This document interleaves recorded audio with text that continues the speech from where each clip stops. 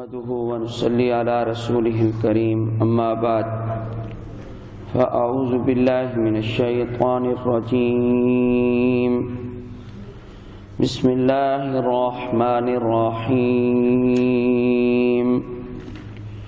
يا أيها الناس إنا خلقناكم من ذكر وأنثى وجعلناكم شعوبا وقبائل لتعارفوا إن أكرمكم عند الله أتقاكم إن الله عليم خبير صدق اللہ العظیم۔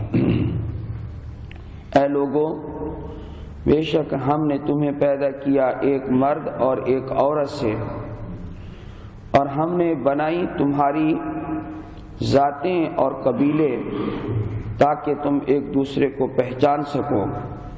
بے شک تم میں سب سے زیادہ عزت والا اللہ کے ہاں وہ شخص ہے جو تم میں سب سے زیادہ پرہیزگار ہے۔ بے شک اللہ بہت جاننے والا، بڑی خبر رکھنے والا ہے۔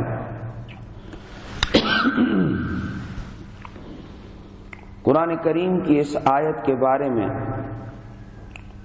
معتبر تفاسیر کے اندر یہ لکھا ہے کہ اللہ تعالی نے یہ آیت مکہ المکرمہ میں نازل کی ہے، لیکن اس کے باوجود یہ آیت مدنی کہلاتی ہے۔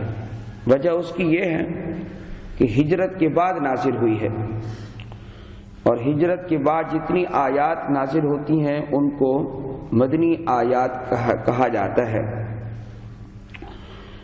فرمایا فتح مکہ کا موقع تھا، اور نبی کریم صلی اللہ علیہ وآلہ وسلم نے اس موقع پر بہت سارے کام کیے۔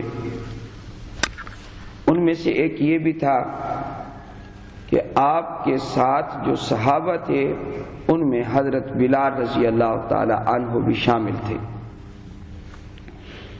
حضرت بلال رضی اللہ تعالی عنہ کا رنگ کالا تھا، حبشے کے تھے، رنگ کے کالے تھے، آواز ماشاءاللہ بڑی خوبصورت تھی، اور آواز بلند بھی بہت تھی۔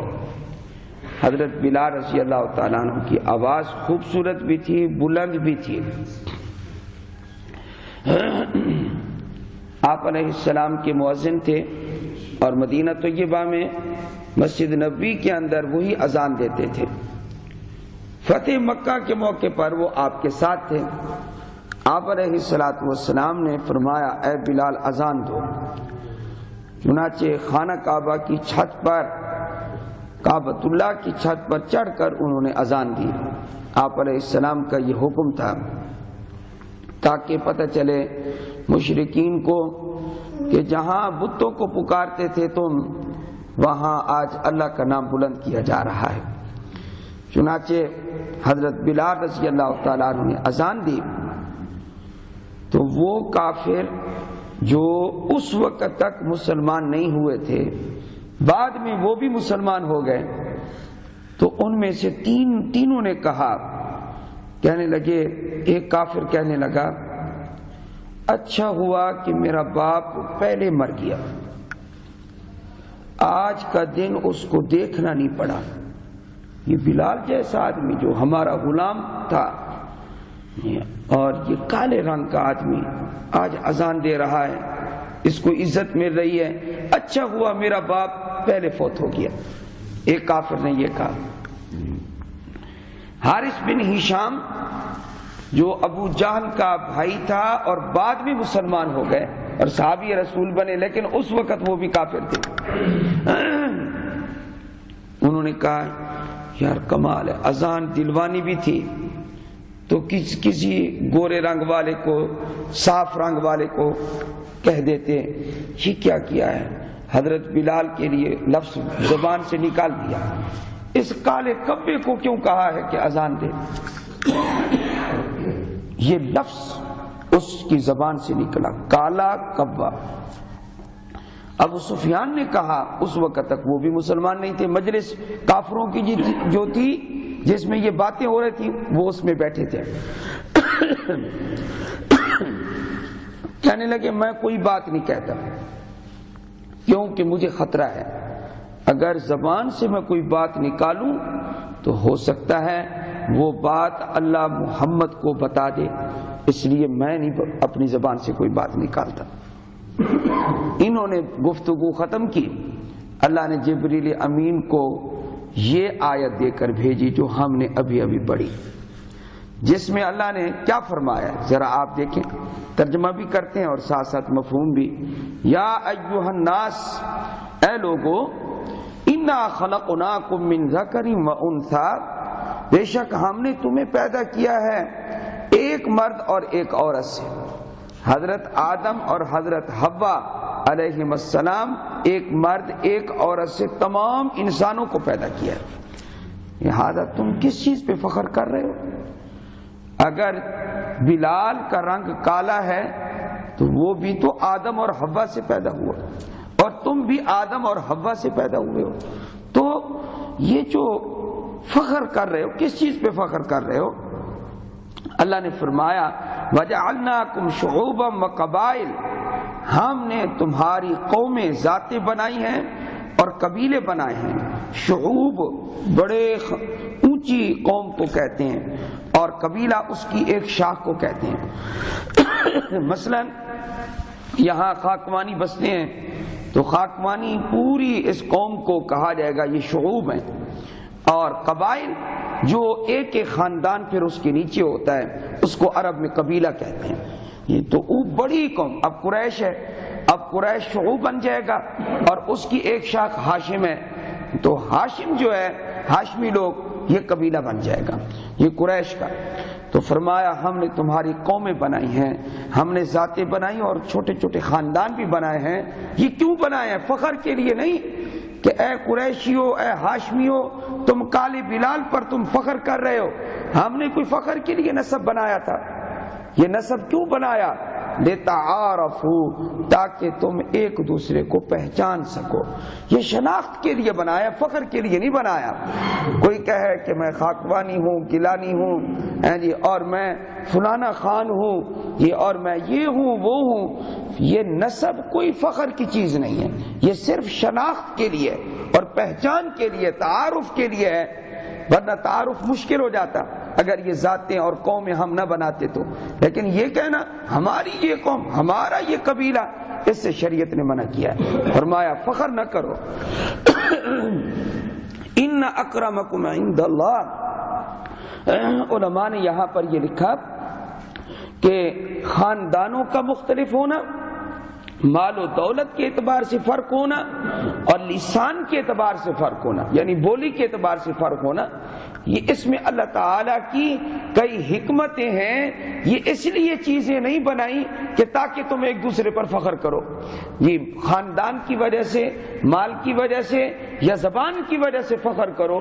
فرمایا لسانی تعصب اور اسی طرح قومی تعصب سے شریعت نے منع کیا ہے. آپ دیکھ لیں کس قدر تعصب پایا جاتا ہے کہ ادھر پنجابی چلا جائے سندھ میں تو اس کو کیا سمجھتے ہیں، بلوچستان میں چلا جائے تو اس کو کس نگاہ سے دیکھتے ہیں. بلوچی اور پنجابی کی نہیں بنتی، اسی طرح کہ سندھی اور پنجابی کی نہیں بنتی. تو یہ ایک تعصب ہے، قومی تعصب ہے جس سے شریعت نے منع کیا ہے. اللہ کے ہاں قبیلوں کے اعتبار سے عزت نہیں ہے اور نہ ہی لسان کے اعتبار سے عزت ہے. اللہ کے ہاں عزت کس چیز کی ہے؟ فرمایا آج بلال کو تم یہ حقیر سمجھ رہے ہو، دیکھو تو صحیح، ان اکرمکم عند اللہ اتقاکم، بے شک تم میں سب سے زیادہ عزت والا اللہ کے نزدیک وہ ہے جو تم میں سب سے زیادہ پرہیزگار ہے، سب سے زیادہ متقی ہے. تو تم بلال کو حقیر سمجھ رہے ہو، یہ بلال تقوی سے آراستہ ہے، متقی پرہیزگار ہے. یہ اور تم لوگ ابھی تک ایمان ہی نہیں لائے ہو تو تمہارے اندر تو تقوی کا نام و نشان نہیں. تم کیسے اپنے آپ کو بڑا سمجھ رہے ہو، کیسے ان کو کالا کبا کہہ رہے ہو؟ یعنی تمہیں تو شرم و حیا کرنی چاہیے. بلال کو اللہ نے ایمان دیا، اللہ نے تقوی دیا، اللہ نے جنتی بنایا، اور محمد مصطفیٰ نے فرمایا کہ کعبہ کی چھت پر چڑھ کر اذان دو.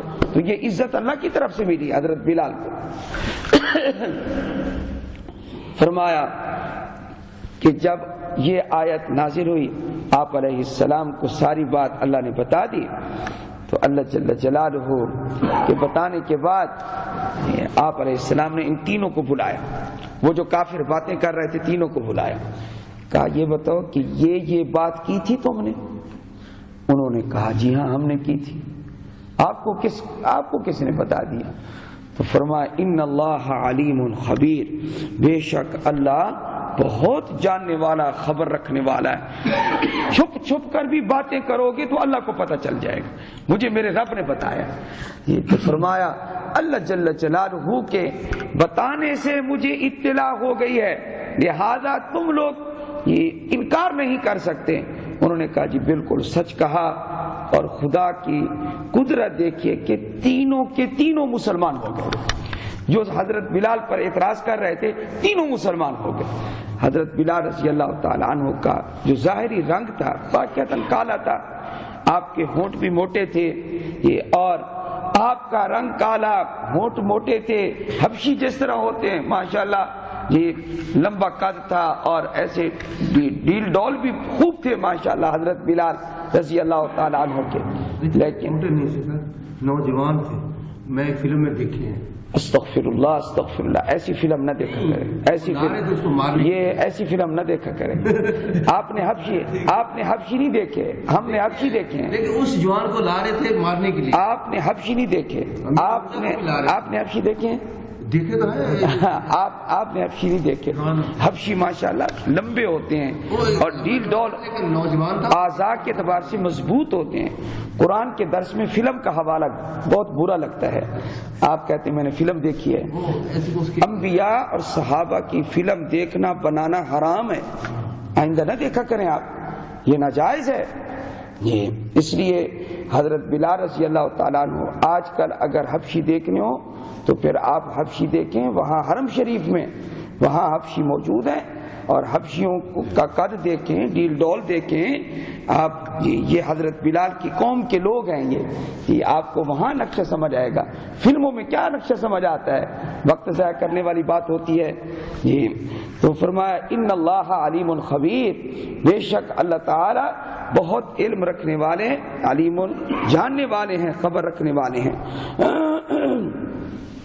اللہ تعالیٰ نے حضرت بلال رضی اللہ تعالیٰ عنہ کو جو مقام بخشا ہے، اس سے آپ یہ اندازہ لگائیں کہ جناب سیدنا ابو بکر صدیق اور سیدنا عمر فاروق رضی اللہ تعالیٰ عنہ جب بھی حضرت بلال کو دیکھتے تھے تو کیا کہا کرتے تھے؟ یا سیدنا، اے ہمارے سردار، اے ہمارے سردار۔ حالانکہ مقام حضرت ابو بکر صدیق کا زیادہ ہے، حضرت عمر کا زیادہ ہے، لیکن ایک وقت ان پر غلامی کا رہا ہے، کافروں کی مار میں رہے ہیں، کافروں کی تکلیفوں میں رہے ہیں، اس لیے ان کو اعزاز دیتے تھے، عزت دیتے تھے، احساس نہیں ہونے دیتے تھے کہ آپ غلام رہے، بلکہ حضرت ابو بکر صدیق، حضرت عمر فاروق کہا کرتے تھے ہمارے سردار آ گئے، ہمارے سردار آ گئے۔ حضرت بلال کو اتنی عزت دیتے تھے، تو اللہ نے عزت دی حضرت بلال کو۔ نبی کریم صلی اللہ علیہ وسلم نے فرمایا میں معراج سے واپسی آیا تو آ کر میں نے بلال سے پوچھا کیا جنت میں کسی کے چلنے کی آواز آ رہی تھی؟ میں نے پوچھا کہ یہ کس کے چلنے کی آواز آ رہی ہے؟ تو جبریل امین نے کہا یہ مکہ کی گلیوں میں بلال چل رہا ہے، اس کے پاؤں کی آواز جنت میں سنائی جا رہی ہے۔ تو اس قدر عظیم ہے حضرت سیدنا بلال رضی اللہ تعالیٰ عنہ۔ آپ صلی اللہ علیہ وسلم نے آ کر پوچھا کیا عمل کرتے ہو؟ تو آپ صلی اللہ علیہ وسلم کو عرض کیا جب بھی میں نے وضو کیا میں نے 2 رکعت تحیت الوضو نماز ادا کی ہے، نفل پڑھے ہیں۔ یہ وضو کے بعد 2 رکعت نفل نماز ادا کرنے کا اہتمام کر رکھا ہے۔ آپ صلی اللہ علیہ وسلم نے فرمایا اسی وجہ سے اللہ نے تجھے رتبہ عطا فرمایا۔